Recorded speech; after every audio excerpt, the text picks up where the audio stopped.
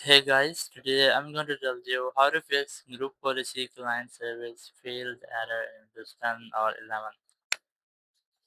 If you're using Windows 10 or Windows 11 and you're facing the issue that you try to use your PC, you must see the error which is group policy client service failed. So let's see how can you fix the issue.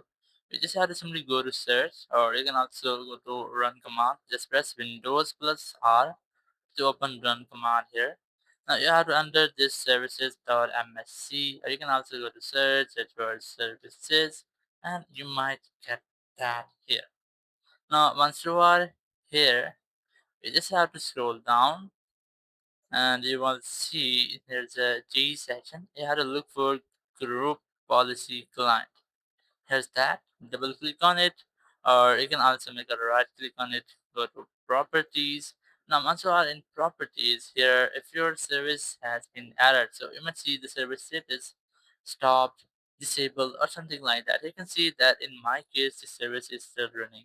If you might see that service has been stopped, so in startup type, you must have to enter automatic, and then you have to restart that service. Just right click on your policy service, go to restart. So if your service has been disabled, you might see this restart option here. Just click on restart, and after that your service will be restart.